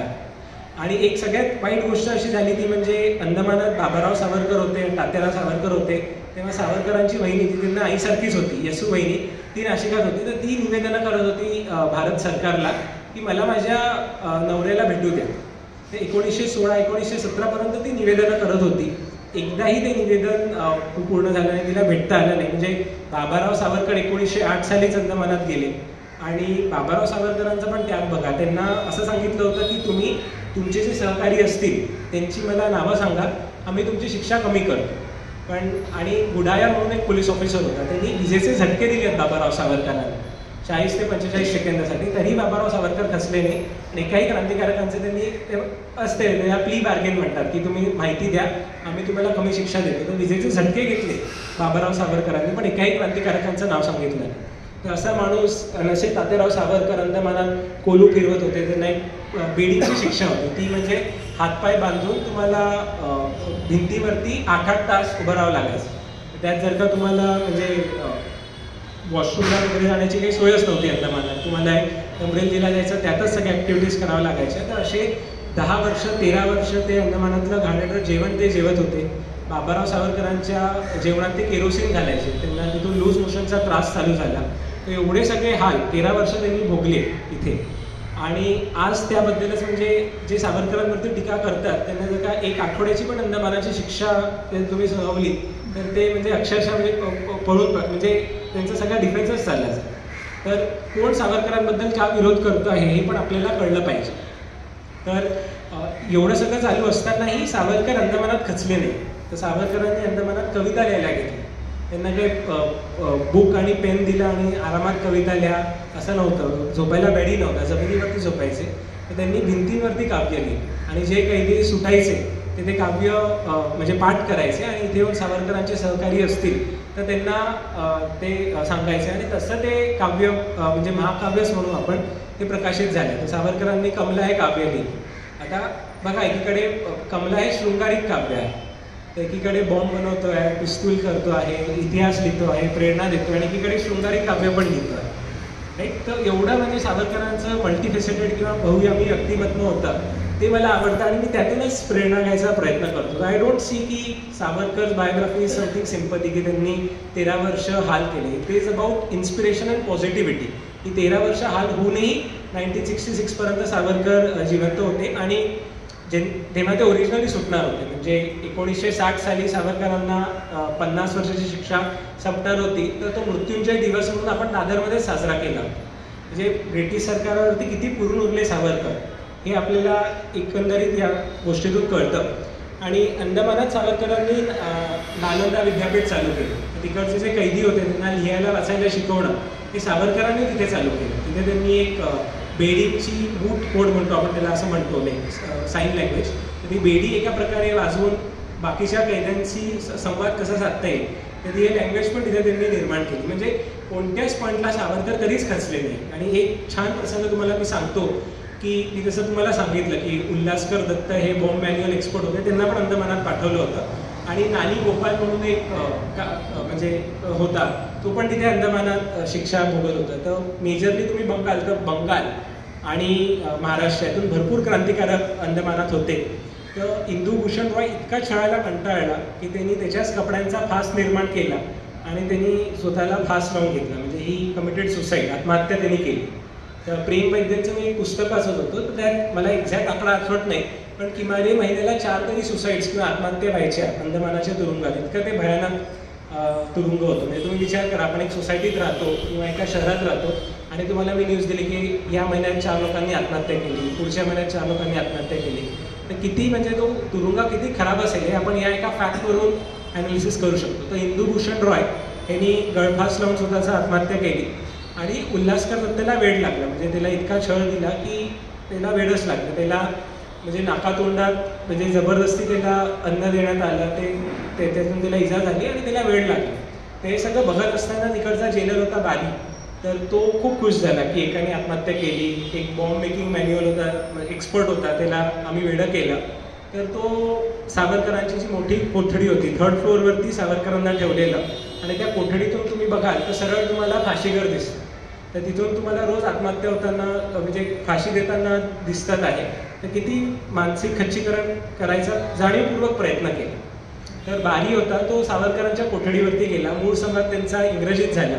तर मी इंग्रजीत सांगतो, मग त्याचा अनुवाद पण करतो. तो बारी सावरकरांना म्हणाला की इंदुभूषण रॉय किल्ड हिमसेल्फ आणि Ullaskar Dutta has gone mad. When is your turn mister Sawant. की इंदुभूषण रॉयने आत्महत्या केली आणि उल्हासकर दत्ताला वेळ लागला, तर तुमची पाळी केव्हा सावरकर. तर त्या कोठडीतून आवाज आला, surely after you mister Barry, म्हणजे तुमच्यानंतर. आणि ते खरं ठरलंय. सावरकर फक्त बोलबच्चन नव्हते, ते खरं आहे. म्हणजे बारी सावरकरांच्या आधी गेला आहे. सावरकर होते, तिथून बारीची त्याला सेल्युलर जेलमधून हकालपट्टी केली आहे. तर सावरकर त्यांना पुढून उरले. तर तिथेही म्हणजे कंटिन्युअसली त्यांना 6-6 महिने सोलेटरी कन्फाईनमेंटमध्ये ठेवले. म्हणजे फक्त तुम्हीच आणि तुमची ती अंधारी खोली आणि बाकी कोणाशीच संपर्क नाही. म्हणजे फक्त त्यांना फिजिकली ते इजा करतच होते की कोलू चालवा, अन्न खराब देऊ, काही मेडिकल तुम्हाला. म्हणजे बाबाराव सावरकरांना अर्धशिशीचा त्रास होता, भरपूर डोकं दुखायचं. तर तिकडे त्यांनी दगड ठेवले, ते दगडच डोक्यावरती मारून घ्यायचे की तो जेणेकरून थोडा त्रास तरी कमी होईल. सावरकरांना सर्दीचा त्रास होता, तर ते चुना वापरायचे जो भिंतींना असेल, की जेणेकरून थोडं तरी मला श्वास घेता येईल. तर मेडिकल असिस्टन्स तर नव्हताच, पण at the same time mentally पण त्यांना किती ते खच्चीकरण करत होते हे आपल्याला सॉलिटरी कन्फाईनमेंटमधून कळतं. म्हणजे एक वेळ माणूस बाकीचे हाल सहन करू शकतो, ते आपण करतोच आहे म्हणजे विविध ठिकाणी. पण विचार करा, म्हणजे एक आठवडा जर का आपणच आपल्या खोलीत बंद करून ठेवलं स्वतःला आणि आपल्या आजूबाजूला कोणीच नाही, तर आपण आपली सॅनिटी मेंटेन ठेवू शकतो. एवढे सगळे हाल होऊनही सावरकरांना म्हणजे 1923 साली सोडण्यात आलं. आणि सावरकरांचे जे सहकारी होते ते क्रांतिकार्य चालूच होते. म्हणजे मी तुम्हाला 2 एक्झाम्पल्स देतो. 1912 साली लॉर्ड हार्डिंग्स म्हणून एक व्हाईसरॉय आले, तर त्याच्यावरती बॉम्ब फेकण्याचा प्रयत्न झालेला. तो प्रयत्न फसला. तो राजबिहारी बसूंनी केलेला. तर राजबिहारी बसू पण हे सावरकरांचे सहकारी होते. आणि मी तुम्हाला सर्कमस्टन्शियल एव्हिडन्सबद्दल म्हणालो तर तमिळनाडूमध्ये अभिनव भारताचे काही मेंबर्स होते. सावरकरांनी केलेली स्थापना होती ऑर्गनायझेशनची. तर त्याचे जे मेंबर्स होते त्यांनी लोकमान्य टिळकांकडून प्रेरणा घेऊन स्वदेशी शिपिंग कंपनी चालू केली. तर त्यांचं नाव होतं वी ओ चिदंबरम पिल्ले. तर वी ओ चिदंबरम पिल्लेंनी स्वदेशी शिपिंग कंपनी चालू केली की तुम्ही म्हणजे ब्रिटिशर्स जे आले होते ते ईस्ट इंडिया कंपनीच्या मार्फत आले होते. तर एक तुम्ही बिझनेस मोनोपोली क्रिएट करून ठेवली आहे. तर त्याला तडा देण्यासाठी त्यांनी स्वदेशी शिपिंग कंपनी चालू केली. पण तेव्हा पण तो जो कलेक्टर होता रॉबर्ट आशे म्हणून, त्यांनी वी ओ चिदंबरम पिल्लेला खोट्या केसेसमध्ये अडकवलं आणि ती स्वदेशी शिपिंग कंपनी बंद पाडली. तर वी ओ चिदंबरम पिल्लेंनी कधीही बंदूक घेतली नाही किंवा काही बॉम्ब टाकले नाही, काही केलं नाही, तरी त्यांना पण जन्मठेपेची शिक्षा झाली. म्हणजे ज्या माणसांनी तुमच्या धंद्याला हात घातला त्याला जन्मठेपेची शिक्षा झाली आणि ज्या माणसांनी बॉम्ब मॅन्युअल्स आणि हे घेतले त्यांना जन्मठेपेची शिक्षा झाली. तर बघा, म्हणजे बरेचसे तुम्हाला तर्क असं देतील की यांनी म्हणजे बॉम्ब्स बनवले, पिस्तुलं बनवले म्हणून त्यांना जन्मठेपेची शिक्षा झाली. तर त्यांना तुम्ही वी ओ चिदंबरम पिल्लेबद्दल सांगा की त्यांनी तर फक्त स्वदेशी शिपिंग कंपनी चालू केली, मग त्यांना जन्मठेपेची शिक्षा का झाली? राईट, कारण की त्यांनी ब्रिटिशांच्या बिझनेस इंटरेस्टला हात घातला म्हणून त्यांना शिक्षा झाली. तर वी ओ चिदंबरम पिल्ले आणि अजून एक त्यांचे शिवा म्हणून एक दोघं होते. तर त्या दोघांना जन्मठेपेची शिक्षा झाली. त्यांना तुरुंगात, भारताच्याच तुरुंगात ठेवलेलं, पण त्यांना पण खालच्या लेवलची शिक्षा झालेली. त्यांना पण कोलू फिरवणे किंवा हे सगळे त्रास होत होते. तर तिथे पण आपल्यामुळे स्वदेशी शिपिंग कंपनी चालू केली. ती रॉबर्ट आशे नावाचा कलेक्टर होता, त्यांनी खोटी केसेस करून ती स्वदेशी शिपिंग कंपनी बंद पाडली जेणेकरून ईस्ट इंडिया कंपनीच्या बिझनेसला धोका नाही. हे वंचिनाथा नय्यर म्हणून एक अभिनव भारताचा मेंबर होता. तर त्यांनी जाऊन रॉबर्ट आशेचा पॉईंट ब्लँक वधा केला. म्हणजे वंचिनाथा नय्यर आज आपल्याला माहिती पण नाही, पण ज्या माणसाने स्वदेशी शिपिंग कंपनी चालू केली आहे त्याचा तुम्ही खोटे केसेस करून त्याला तुम्ही तुरुंगात बंद केलं, त्याला जन्मठेपेची शिक्षा केली, तर तुम्हाला जगण्याचा अधिकार नाही. म्हणून रॉबर्ट आशेचा पॉईंट ब्लँक वध वंचिनाथा नय्यरने केला आहे. त्यात पण ब्रिटिश सरकार किती स्मार्ट होतं, तर त्यांनी असा इतिहास लिहिला की वंचिनाथा नय्यर हा ब्राह्मण होता आणि कोणीतरी एक दलित महिला रॉबर्ट आशेंनी म्हणजे हेल्प केलं होतं. तर जी आपल्या कास्टिझम म्हणतो, ज्यात नंतर त्याचा अंगल येईल, तर कास्टिझमची फूट पण ही ब्रिटिश सरकारांनीच घातली. तर एक तर तसा इतिहास लिहून ठेवला की यांनी कास्टिझममुळे त्याचा वध केला. आणि दुसरा असं लिहिला की जॉर्ज किंग फाईट त्या काळी येणार होता 1911-12 साली. तर तो येणार, तर त्याचा निषेध, तो काय खाणारा एक इंग्लिश ब्रिटिशमन आहे, तर त्याचा निषेध म्हणून वध केला. असा इतिहास ब्रिटिशांनीच लिहून ठेवला. बट द रिअल रिझन की वंचिनाथा नय्यरनी रॉबर्ट आशेचा वध केला याचं हे कारण होतं की स्वदेशी शिपिंग कंपनी त्यांनी बंद पाडली. तुम्ही जर का प्रिझन रेकॉर्ड्स आणि सगळे त्याचं ॲनालिसिस केलं तर आपल्याला कळून येतं की या 2 कॉन्स्पिरसीज आणि खोट्या थिअरीज आहेत. तर ब्रिटिशांचे 2 मूळ पैलू होते, ते एक म्हणजे हिंदू मुस्लिम आणि दुसरं म्हणजे कास्टिझम, की समाजातच फूट करा. म्हणजे मला 10 लोकांविरुद्ध लढायचं आहे, मी लढणारच नाही, मी त्यांना 3 गटात हे करेल आणि त्यांच्यात आपापसात लढाई लागेल. तर जेणेकरून माझं जे ऑब्जेक्टिव्ह आहे तुमच्यावरती रूल करणे ते मला सोपं होतं. तर हा म्हणजे जो सूड प्रयत्न आहे हा ब्रिटिश सरकारचा त्या काळीपासून चालू होता. ते सगळं त्यांना माहिती होतं की हा वंचिनाथ नय्यर अभिनव भारताचा मेंबर आहे, यांनी कलेक्टरचं असोसिएशन केलं. यात टू सम एक्सटेंट सावरकरच रिस्पॉन्सिबल आहे, कारण की त्यांनीच ही संस्था चालू केली, म्हणून सावरकरांना कधीच सोडलं नाही. 1914 ते 1918 साली पहिलं महायुद्ध झालं. तर मी जसं तुम्हाला सांगितलं की सावरकरांचे इंटरनॅशनल कॉन्टॅक्ट्स होते, ते सहकारी होते. तर एक चंपक रमन पिल्लई म्हणून होते. तर एमडेन एक जहाज होतं. तर एमडेन ही सबमरीन होती, तर ती जर्मनीवरून आलेली. त्याचा ऑब्जेक्टिव्ह तो होता की ब्रिटिश शिप्सवरती अटॅक करायचा, अंदमानला जायचा आणि सावरकरांना सोडून आणायचं. तर जर्मनीवरून एक इंटरनॅशनल सबमरीन आलेली. तर हे पण प्रयत्न चालू होते. गदर पार्टीनी एक जहाज म्हणजे विमान पाठवण्याचा प्रयत्न केलेला. तर गदर पार्टी US मध्ये होती, तर त्यांना पण माहिती होतं की अंदमानात सावरकर आहेत. तर हे सगळे प्रयत्न चालू होते, म्हणून सावरकरांना अंदमानातून सोडलं नाही, कारण की they knew how dangerous the person is. तर असं नाही की सावरकर तिथे गेले आणि हताशून बसले. त्यांना माहिती होतं की एमडेन जहाज असेल किंवा गदर पार्टी असेल USची, ते सगळे प्रयत्न चालू होते सावरकरांना सोडवण्याचे. पण अर्थात British was a very powerful government at that point. त्यांच्या हातात सगळी सत्ता होती, पूर्ण सरकारी मेकॅनिझम होतं, म्हणून कधी सावरकरांना सोडलं नाही. पण जेव्हा वंचिनाथ नय्यरनी वध केला तेव्हा सावरकरांकडे त्यांचं चष्मा होता आणि भगवद्गीता होती. 2च गोष्टी होत्या, बाकी सगळी प्रॉपर्टी सावरकरांची जप्त झाली. सावरकरां म्हणजे एकीकडे इकडे बिकम अ मिलेनियर, एवढी त्यांच्याकडे बुद्धीची प्रगल्भता होती की लॉ प्रॅक्टिस करून मी मिलेनियर होईल, करोडपती होईल, मोठा बंगला घेईल. पण सगळी प्रॉपर्टी त्यांची जप्त झाली. म्हणजे विचार करा, चष्मा आणि भगवद्गीता जी होती ती पण जप्त का झाली, कारण की या वंचिनाथ नय्यर अभिनव भारताचा मेंबर होता आणि यांनी एका कलेक्टरचं असॅसिनेशन केलं, तर ती पण त्यांची जप्त झाली. जर का कोणी असं म्हटलं की सावरकरांना पेन्शन मिळत होतं, हे मिळत होतं, तर कोणत्या क्रांतिकारकांची प्रॉपर्टी जप्त झाली आहे हे आपल्याला बघणं इम्पॉर्टंट आहे, त्याच्यातून आपल्याकडे. तर 1923 साली सावरकरांना अंदमानातून सोडण्यात आलं, पण पूर्णपणे त्यांना काही फ्रीडम दिलं नव्हतं. तर त्यांना रत्नागिरीत स्थानबद्धतेत ठेवले आणि त्यांना पॉलिटिकल ॲक्टिव्हिटीज हे ओपनली करता येत नव्हत्या, कारण की ब्रिटिश सरकारचं त्यांच्यावरती लक्ष होतं. पण हिडन ॲक्टिव्हिटीजमध्ये किंवा गुप्त पद्धतीने क्रांतिकारी अजून चालू होतं. तर बाबाराव सावरकर असतील, तर जे भगतसिंग, सुखदेव आणि राजगुरू हे 3 फासावरती गेले, त्यातले राजगुरू आहेत, त्यांचं मेंटोर किंवा त्यांचा गुरु हे बाबाराव सावरकर होते. ते त्यांना भेटले आहेत. चंद्रशेखर आझादांना बाबाराव सावरकर भेटले आहेत, त्याचे आपल्याकडे पुरावे आहेत. दुर्गा भाभी असतील, ते म्हणजे त्यांचं जे बाळ होतं ते बाळ बाबाराव सावरकरांना पॅन्डाच्या घरी ते होते जेव्हा त्यांनी ते हे केलं. तर विविध क्रांतिकारकांचं तुम्ही बघाल तर डिरेक्ट एव्हिडन्सेस तुम्हाला मिळणार नाही, पण सर्कमस्टॅन्शियल एव्हिडन्सच्या बेसिसवरती आपल्याला बरंच कळेल की जे सगळे क्रांतिकारक होते ते एक त्यांचा जो सोर्स होता तो एक सावरकर असतील किंवा टिळक असतील. म्हणजे हिंदुस्तान रिपब्लिक असोसिएशन ही जी संस्था स्थापन केली, चंद्रशेखर आझाद असतील, भगतसिंग असतील, तर त्या तरुणांना ते रिक्रूट करायचं. तर रिक्रुटमेंटचा एक क्रायटेरिया असा होता की वीर सावरकरांनी लिहिलेलं 1857चं स्वातंत्र्य समर तुम्ही वाचलं आहेत का, हे त्यांना विचारायचं. म्हणजे एक पुस्तकांनी ते किती लोकांना प्रेरणा दिली हे आपल्याला कळतं. आता रत्नागिरीत सावरकर असताना सावरकरांनी दुसरा म्हणजे एक पैलू घेतला, ते म्हणजे आपल्या देशात जो जातीवाद आहे आणि आपल्यालाच हिंदू धर्माबद्दल एक काय म्हणतो त्याला एक सेल्फ लोथिंग बिहेवियर आहे, की आपल्यालाच अभिमान वाटत नाही. तर त्यासाठी सावरकरांनी हिंदुत्व हे पुस्तक लिहिलं. तर 1923 साली ते पुस्तक लिहिलं. त्या पुस्तकांमुळे बरीचशी जी कम्युनिस्ट मंडळी असतील ती सावरकरांच्या विरोधात गेली. पण सावरकर चरित्र आपण बघाल तर जे सत्य आहे ते मी बोलेन, म्हणजे तुम्हाला पटो न पटो हे सावरकरांचं ध्येय होतं. आणि रत्नागिरीत त्यांनी म्हणजे सामाजिक जीवन असतील, हळदी कुंकूचे कार्यक्रम असतील, त्या सगळ्या ॲक्टिव्हिटीज त्यांनी तिथे चालू केल्या. त्यांनी भरपूर लिखाण पण केलं. तर हा सगळा म्हणजे सावरकरांचा एक रत्नागिरी पर्व होता, जिथे आपल्याला सोशल रिफॉर्मर सावरकर दिसतात.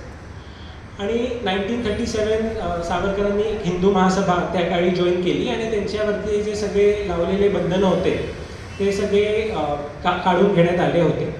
आणि 1947 म्हणजे 1947 साली आपल्याला स्वातंत्र्य मिळालं. तर आपल्याला स्वातंत्र्य का मिळालं हा पण एक मला प्रश्न पडायचा. आणि जेव्हा मी लहानपणी सांगितलं तुम्हाला शाळेत इतिहास वगैरे शिकला, तेव्हा मला हे कधीच पटलं नाही की म्हणजे एवढे लोक, एवढे ब्रिटिश त्यांचे बिझनेस इंटरेस्ट आहेत, ते फक्त निवेदनं करून किंवा सत्याग्रह करून ते भारत सोडून जातील. हे कोणत्याही एका रॅशनल पद्धतीने तुम्ही विचार केला तर हे शक्यच नाही. म्हणजे तुम्ही तुमच्या आयुष्यात प्रयत्न करून बघा.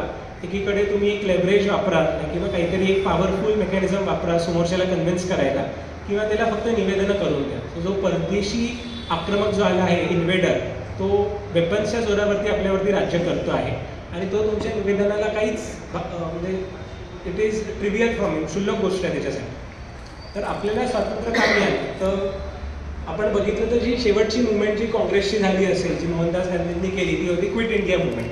तर ती 1942 होती आणि तीच फसली. म्हणजे बरेचशा त्या लोकांना अटक झाली आणि ती एक पूर्णपणे आंदोलनं बंद झाली.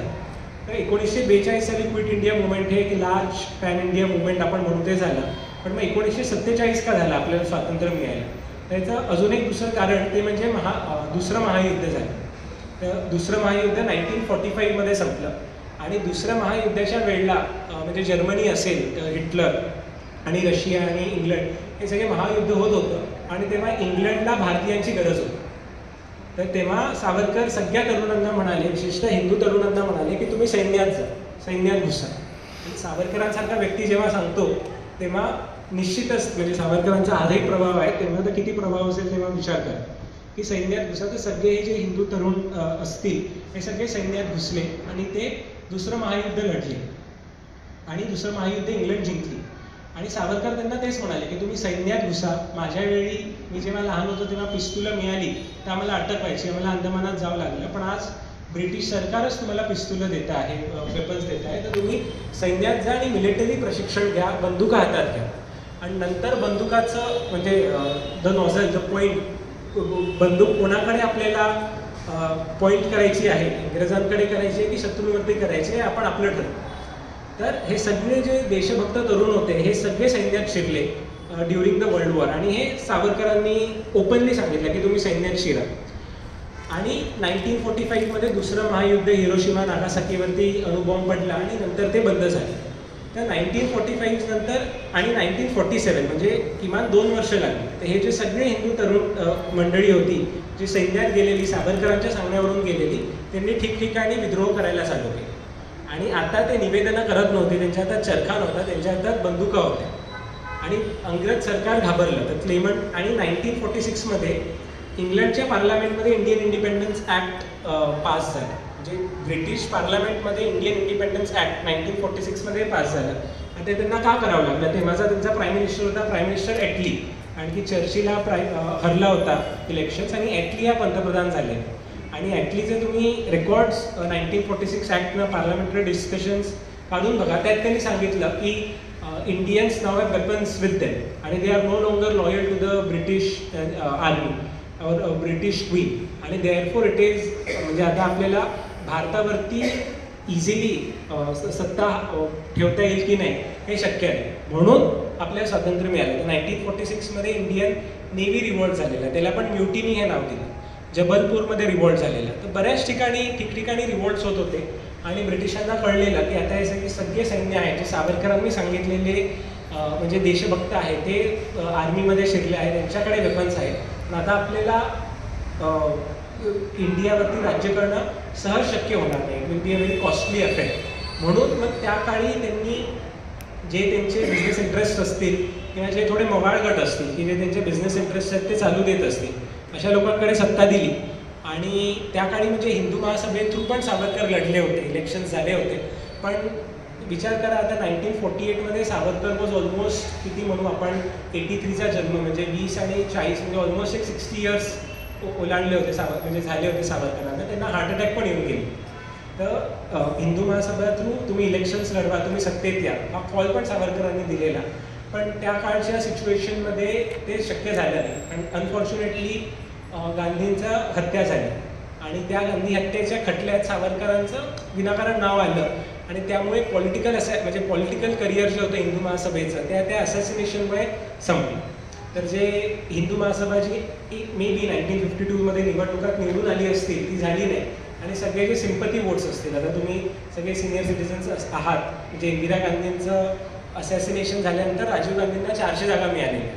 That was a sympathy wave. तर तशी सिम्पथी वेव्ह काँग्रेसला म्हणा किंवा नेहरूला म्हणा ती मिळाली.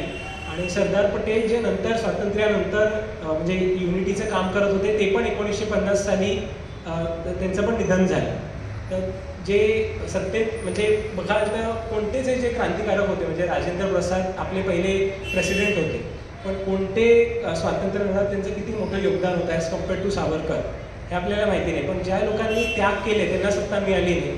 आणि जे लोक त्या काळी म्हणजे जवळ होते त्यांना थोडे मवाळ होते, ब्रिटिशांना वाटलं की हे लोक आपले पॉलिटिकल इंटरेस्ट किंवा बिझनेस इंटरेस्ट हर्ट करणार नाही, अशा लोकांना अनफॉर्च्युनेटली सत्ता मिळाली. तर हे आपलं दुर्दैवच म्हणा.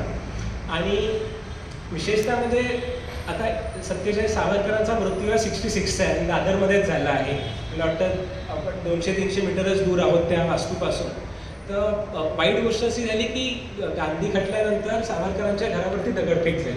त्या दगडफेकीत सावरकरांचा जो धाकटा बंधू होता नारायणराव सावरकर, त्यांना दगड लागली, त्यांना इजा झाली. ते इजेतून ते कधी रिकवरच झाले नाही. त्यांचा एका वर्षानंतर मृत्यू पण झाला. म्हणजे ज्या देशाच्या स्वातंत्र्यासाठी आपण लढलो त्या स्वातंत्र्य लढ्यानंतरच आपल्या घरावरती दगडफेक होते आणि आपला लहान भाऊ मरण पावतो.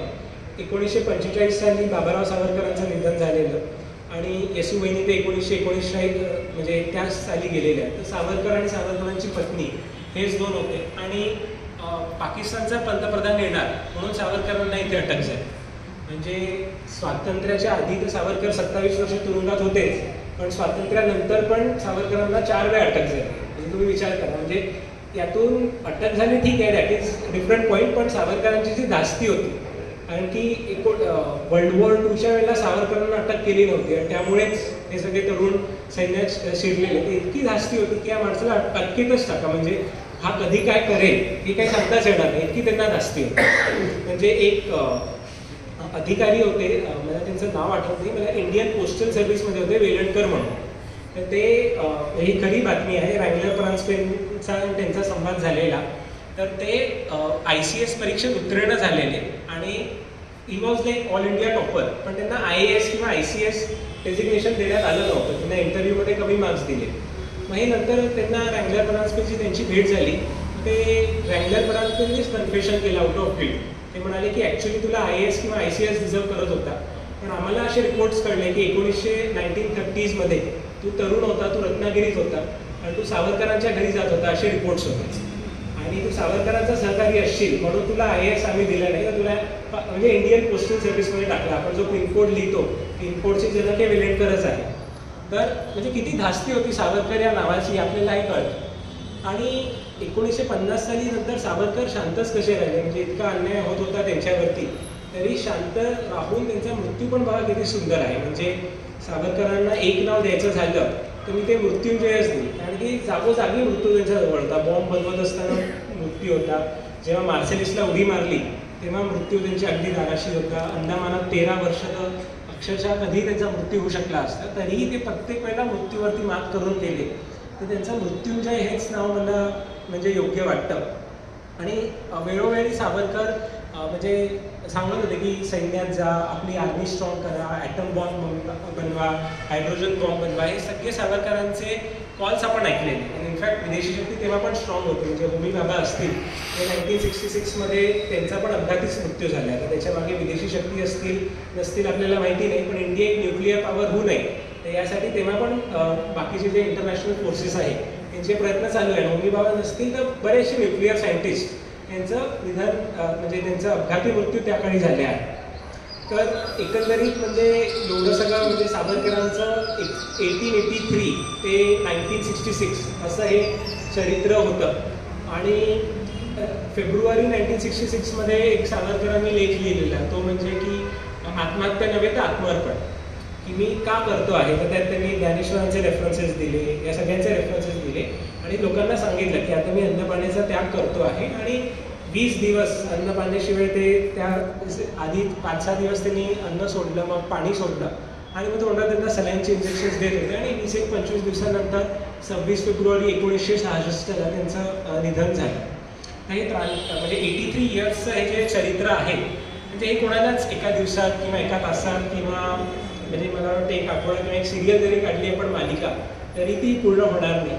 पण द होल पॉईंट म्हणजे मी सावरकरांबद्दल का वाचतो, तर मला प्रेरणा मिळते. म्हणजे कधीही आपण खचून न जाता कधीच गिवअप करायचं नाही, ही सगळ्यात मोठी प्रेरणा आहे. आणि इतके सगळे हाल सोसूनही प्रॅक्टिकली इतका सक्सेस सावरकरांनी मटेरियली अचीव्ह केला आहे. म्हणजे स्वातंत्र्यवीरच त्यांना म्हणावं लागेल, कारण की त्यांनीच सांगितलेले जे तरुण आहेत आणि ठिकठिकाणी जे पॉलिटिकल असॅसिनेशन झाले आहेत, ते त्याचे एक शिरोमणी आपण म्हणू ते सावरकरच आहे. तर त्यांच्यामुळे आपल्याला स्वातंत्र्य मिळालं.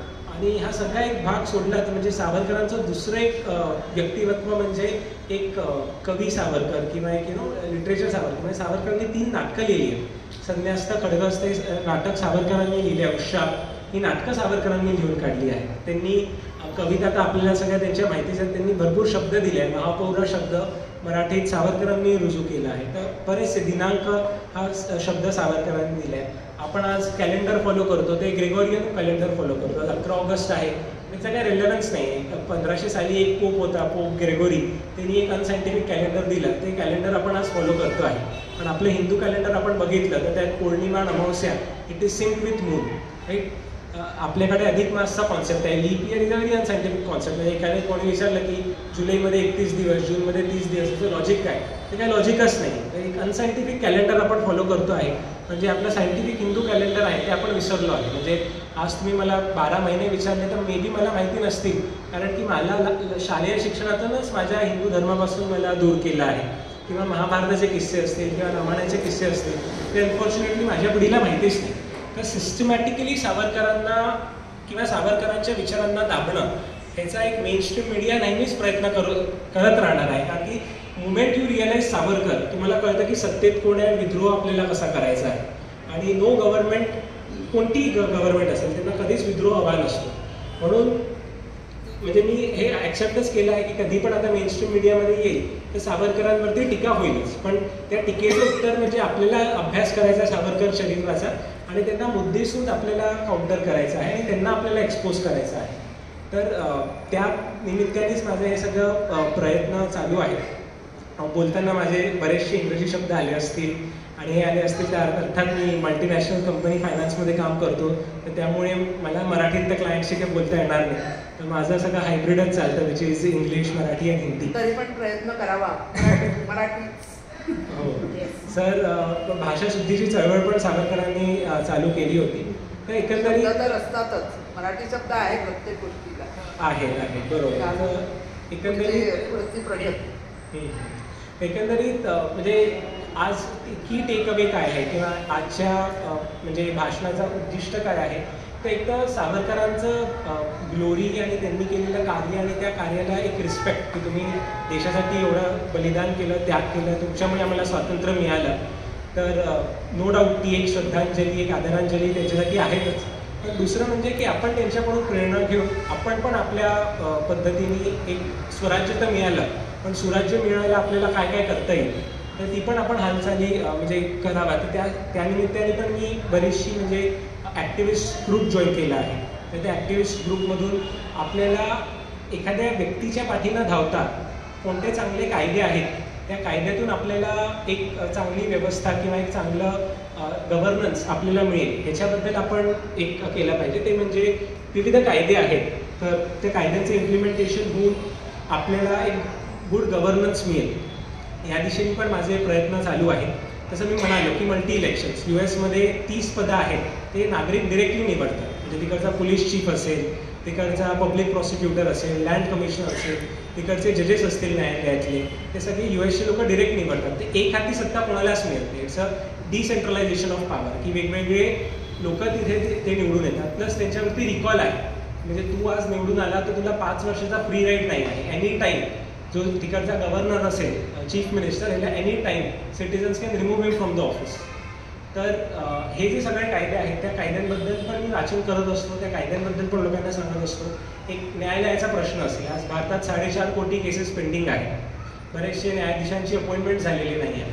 तर तुम्ही बघाल तर ज्युरी कायदा आहे. म्हणजे चायना असेल, US असेल, UK असेल, जर्मनी असेल, तिथे ज्युरी सिस्टम आहे की जिथे एखादी केस झाली तर नागरिक ज्युरी म्हणून जातात आणि नागरिक त्या खटल्याचा डिसिजन देतात. तर ज्युरीमुळे लवकर डिसिजन येतो, अनबायस अननेक्सस नेपोटिझम होत नाही, कारण की प्रत्येक केससाठी ज्युरी वेगळी असते. तर त्याच्यामुळे तिकडची न्यायव्यवस्था चांगली आहे. तिकडची न्यायव्यवस्था चांगली असल्यामुळे तिकडचे जे बिझनेसमॅन आहेत त्यांना म्हणजे इफेक्टिव्हली इनोव्हेटिव्हली काम करता येतं, कारण की त्यांना आता सरकारचे हे नियम आले आहेत, हे आले आहेत, त्यात ते बंधून पडत नाही. त्यांना माहिती आहे की मी इनोव्हेशन करू शकतो, मी फ्रीली काम करू शकतो, माझी न्यायव्यवस्था आहे ती माझी ते खोटे केसेस असतील तर त्याची काळजी घेईल. तर चांगली न्यायव्यवस्था असेल तर या सगळ्या मुद्द्यांवरती मला असं वाटतं आपण लढलं पाहिजे. कोणत्याही एका व्यक्तीच्या पाठी न जाता त्या व्यक्तीचे विचार असेल आणि जे कार्य असेल ते आपण पुढे केले पाहिजे. तर म्हणजे तुम्ही सगळे आलात, मला वाटतं ऑलमोस्ट मी एक अर्धा तास 40 मिनटं बोलत होतो. तर तुम्ही सगळ्यांनी म्हणजे मला ऐकून घेतलं. मी तर खूप लहान आहे तुमच्यापेक्षा, तुम्ही तुमचा एक्सपिरियन्स माझ्या 3x आहे. I am just 25 years old, you all 60-70 years old. तुमचा वर्क एक्सपिरियन्स, तुमचा सामाजिक एक्सपिरियन्स माझ्यापेक्षा जास्त आहे. तुम्ही ऐकलं. अगेन राजन सर असतील, सुधीर सर असतील, त्यांनी मला संधी दिली, तर त्यासाठी मनपूर्वक आभार. आणि प्लस माझा मोठा भाऊ आला आहे, बाबा आला आहे, तर त्यांनी पण मला नेहमीच एन्करेजमेंट दिला आहे की तू कर, वी विल सपोर्ट यू. तर त्या सपोर्टमुळे पण मला एक संधी मिळते की मी वेगळ्या गोष्टींबद्दल म्हणजे अभ्यास करू, विचार करू आणि ती लोकांपर्यंत मांडू. तर खूप खूप तुमच्या सगळ्यांचे मनापासून धन्यवाद. मला काही प्रश्न असतील तर मला नक्की घ्यायला आवडतील, मला उत्तरं माहिती असतील तर मी देईन. आणि थँक्यू सो मच.